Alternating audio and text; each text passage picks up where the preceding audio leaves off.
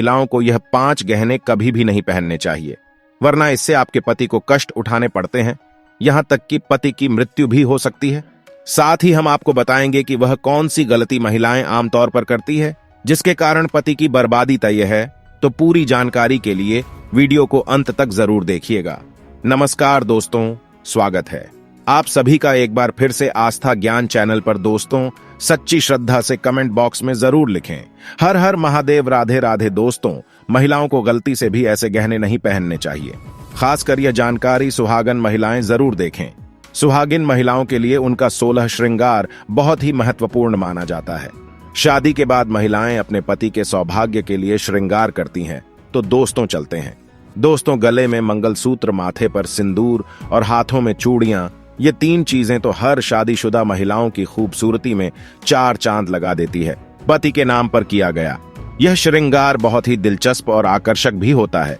वहीं ज्योतिष शास्त्र के अनुसार महिलाओं के श्रृंगार की कुछ चीजों का गलत चुनाव उनके पति के लिए दुर्भाग्य का कारण बनती है। दरअसल महिलाएं जीतने भी गहने पहनती हैं, फिर वो चाहे कानों के कुंडल हो, बिछिया पायल या मंगलसूत्र। आपको ये गलतियां कभी भी नहीं करनी चाहिए। आज के इस वीडियो में हम सभी गहनों के बारे में बात करेंगे। चलिए सबसे पहले बात करते हैं कानों में पहने जाने वाले गहने, जैसे कि ईयर रिंग्स, टॉप, झुमके, कुंडल। दोस्तों, कानों में ऐसे कुंडल पहनने पर आपके ऊपर कष्ट आ सकते हैं, आपके पति पर कोई भारी विपदा आ सकती है। तो चलिए जानते हैं। लेकिन उससे पहले दोस्तों, आपसे रिक्वेस्ट है कि वीडियो को लाइक करें, अपने दोस्तों के साथ शेयर करें, और अगर आपने अभी तक चैनल को सब्सक्राइब नहीं किया है तो सब्सक्राइब करके बेल आइकॉन जरूर प्रेस करें। दोस्तों, सबसे पहले तो आपको बता दें कान छेदन संस्कार के नियम। हमारे शास्त्र कहते हैं कि यह संस्कार 6 से लेकर 18 महीने तक के बच्चों तक हो जाना चाहिए। अगर ऐसा नहीं हो पा रहा है तो अब आपकी आयु किसी विषम संख्या में हो, जैसे 3 साल, 5 साल, 7 साल, 9 साल, 11 साल, इसी तरह से आगे बढ़ती हुई इन्हीं वर्षों में हो जाना चाहिए। ध्यान रखने वाली बात यह है, यह संस्कार अगर लड़कों का हो रहा है तो पहले दाहिने कान का छेदन होना चाहिए, फिर दाहिने कान, और बालिकाओं में यह क्रम उल्टा हो जाता है।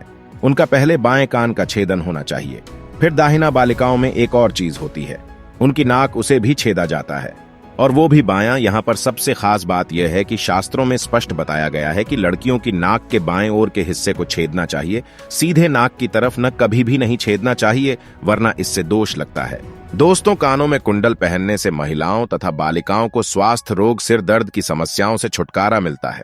ज्यादातर यह देखा गया है कि जिन महिलाओं तथा बालिकाओं के कान में छेद होता है तो वह इन रोगों से बची रहती है।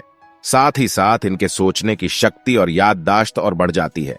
दोस्तों, शास्त्रों के अनुसार कान में ऐसा कुंडल किसी भी महिला को नहीं पहनना चाहिए। लगता है सबसे बड़ा पाप और लगती है ये घातक बीमारी। आजकल देखा जाता है कि ज्यादातर माताएं बहनें नकली धातुओं से बने आभूषण को धारण करती है, जिससे उन्हें तमाम तरह की परेशानियों का सामना करना पड़ता है। आपको सलाह दी जाती है कि इन चीजों से हमेशा बचें और लंबे समय तक इन धातुओं को कभी भी न पहनें।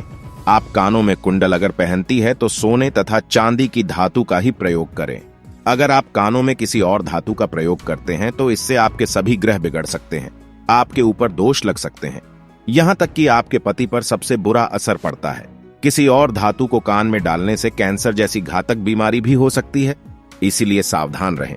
दोस्तों, अगर आप कान में सोने या चांदी के कुंडल नहीं डाल सकते हैं क्षमतानुसार या किसी और कारणवश, तो ऐसे में आप अपने कानों में नियम की डंडियां डाल सकते हैं। आपने अपने घर में बड़े बुजुर्गों को, नानी दादी को कहते भी सुना होगा कि कभी भी खाली कान नहीं रहना चाहिए। कान में अगर आप कुछ न डालना चाहें तो नींद की डंडियां जरूर डालकर रखें। दोस्तों, शादीशुदा महिलाएं सावधान रहें, नहीं तो आपके घर में अनर्थ हो जाएगा। शास्त्रों के अनुसार व्यक्ति पर सबसे भारी दोस्त तब लगते हैं जब वो किसी पराये व्यक्ति की चीज का इस्तेमाल करें। इसीलिए सुहागन महिलाएं कभी भी किसी और के कुंडल अपने कानों में न डालें, अन्यथा आपका वैवाहिक जीवन खराब हो सकता है, उसका दोष आपके ऊपर आ सकता है। ऐसे में आपको मंगलसूत्र भी किसी और का इस्तेमाल नहीं करना चाहिए, नहीं तो बुरे परिणाम आपको झेलने पड़ सकते हैं। इसीलिए आपका वैवाहिक जीवन कभी खराब ना हो, आप ये सावधानी जरूर बरतें। दोस्तों, विवाहित महिलाएं पैरों में बीच की 3 उंगलियों में बिछिया पहनती हैं। यह गहना सिर्फ साज श्रृंगार की वस्तु नहीं है। बिछिया शास्त्रीय दृष्टिकोण से जितना जरूरी है, दोस्तों वैज्ञानिक दृष्टिकोण से भी उतना ही अच्छा है, क्योंकि यह साइंटिफिकली प्रूवन है कि दोनों पैरों में बिछिया पहनने से महिलाओं का हार्मोनल सिस्टम सही रूप से कार्य करता है। बिछिया पहनने से थायराइड की संभावना कम हो जाती है। गर्भाशय में समुचित रक्त संचार प्रवाहित करती है। दोस्तों, आजकल के बदलते फैशन के चक्कर में लोग इन सब चीजों को पहनने से शर्माते हैं, पर तो आपको तो प्राउड से पहननी चाहिए। कोई अगर आपको टोके तो उसे प्राउड से बताइए कि कितने इसके फायदे हैं साइंटिफिकली। और साथ ही दोस्तों, शास्त्रों की अगर बात करें तो बिछिया पहनना बहुत ही ज्यादा जरूरी है, वरना इसका असर आपके पति की आयु पर पड़ता है। इसलिए यह गलती आप ना करें।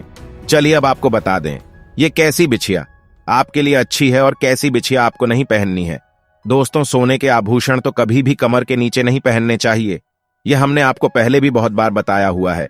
साथ ही इस बात का ख्याल आप रखें कि कभी भी आपको ढीली बिछिया जो आपके पैर से निकल रही हो, बार बार ऐसी बिछिया नहीं पहननी चाहिए, क्योंकि माना जाता है कि इससे पति पर कष्ट बढ़ते हैं।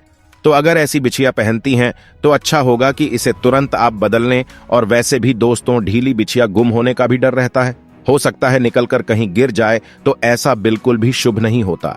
जब अगर आपकी बिछिया गुम हो जाती है तो ऐसे में मां लक्ष्मी नाराज हो जाती है, जिसका सीधा असर आपके घर की आर्थिक स्थिति पर पड़ता है और आपके पति को भी कारोबार में दिक्कतें उठानी पड़ती हैं। तो इसीलिए आप सावधान रहें, यह गलती न करें। चलिए अब आपको बता दें कि किसी बिछिया अच्छी है तो दोस्तों, पैरों में हमेशा चांदी की बिछिया पहनने, और यह बिछिया अगर मछली के आकार की हो तो सबसे असरदार मानी जाती है। मछली का आकार मतलब बीच में गोलाकार और आगे पीछे कुछ नोकदार सी और घुंघरू वाली बिछिया पहनेंगे तो माना जाता है कि इससे मां लक्ष्मी अति पर प्रसन्न होती है। दोस्तों, आपने देखा होगा घर में बड़े बुजुर्ग भी जो पायल बिछिया पहनती हैं वह घुंघरू वाली होती है, क्योंकि घुंघरू की आवाज मां लक्ष्मी को आकर्षित करती है। ऐसे घरों में मां लक्ष्मी स्थायी रूप से वास करती है। दोस्तों, गहनों की ही तरह कपड़ों का भी संबंध व्यक्ति की किस्मत से जुड़ा है। जो रोजाना हम कपड़े पहनते हैं उसके भी कुछ नियम हैं। कुछ ऐसी गलतियां हैं जो आमतौर पर घर में महिलाएं कर बैठती हैं और इससे गरीबी आती है तो लोग बोलते हैं कि हमने तो सब कुछ ठीक किया था, फिर क्यों हमें दरिद्रता झेलनी पड़ रही है। वैसे भी दोस्तों, ये तो सब जानते हैं कि किसी मनुष्य के व्यक्तित्व में उसके कपड़ों का भी एक अहम किरदार होता है। वस्त्र न सिर्फ तन को धरती हैं, बल्कि उनमें हमारे चरित्र, व्यवहार, आत्मविश्वास की भी झलक होती है। और आपको बता दें कि शास्त्रों के अनुसार आप किस तरह के कपड़े पहनते हैं यह बहुत ही ज्यादा महत्व रखता है। कहा भी जाता है कि इंसान की पहचान उसके कपड़ों से होती है। वर्तमान दौर में नए फैशन के चलते बहुत से लोग कटे फटे कपड़े, जीन्स टॉप पहनते हैं, या फिर कभी कभी हम लापरवाही में कपड़े की सिलाई खुल जाने के बाद भी उसे ठीक नहीं करते। यही सबसे बड़ी गलती आमतौर पर महिलाओं द्वारा घर में की जाती है। ज्योतिष शास्त्र के मुताबिक ऐसे कपड़ों को पहनना अशुभ माना जाता है। कटे फटे कपड़े पहनने से शुक्र ग्रह प्रभावित होता है और यह हमारे जीवन में होने वाली शुभ अशुभ घटनाओं के लिए जिम्मेदार हो सकता है। ज्योतिष शास्त्र के अनुसार कटे फटे कपड़े पहनने से शारीरिक क्षमता और ऊर्जा नष्ट होती है। इससे हमारा शरीर अनेक प्रकार की बीमारियों से ग्रस्त हो जाता है। शुक्र के प्रभाव से बचने के लिए आपको कटे फटे कपड़े पहनने से बचना चाहिए। महिलाओं को घर में इस तरह के कपड़ों को तुरंत ठीक कर लेना चाहिए, और जो कपड़े अगर ठीक नहीं हो सकते हैं तो घर से बाहर कर दें। परिवार के सदस्यों को इस तरह के कपड़े न पहने न दे। कटे फटे कपड़ों को पहनने से दरिद्रता आती है, इसलिए भूलकर भी यह गलती अपने घर में न होने दें। इस प्रकार के कपड़ों का इस्तेमाल नहीं करना चाहिए। दोस्तों, ध्यान दें, शनिवार के दिन कभी भी नए कपड़े न पहने। नए कपड़े को केवल बुधवार, बृहस्पतिवार और शुक्रवार के दिन ही पहनना चाहिए। रात्रि के समय नए कपड़ों को बाहर नहीं छोड़ना चाहिए। इनमें नकारात्मक ऊर्जा प्रवेश कर सकती है, जो कि कपड़े पहनते समय हमारे ऊपर प्रभाव डालती है। तो दोस्तों, आप ये वीडियो कैसा लगा हमें कमेंट में जरूर बताएं। इस वीडियो को लाइक करें, अपने दोस्तों के साथ शेयर करें और हमें सब्सक्राइब करना ना भूलें। और इस वीडियो से कोई भी सवाल है तो आप कमेंट बॉक्स में जरूर लिखें, और आपके पास कोई भी सवाल नहीं तो जय श्री राम लिखें, क्योंकि यह लिखने से वीडियो बनाने का मोटिवेशन मिलता है। धन्यवाद।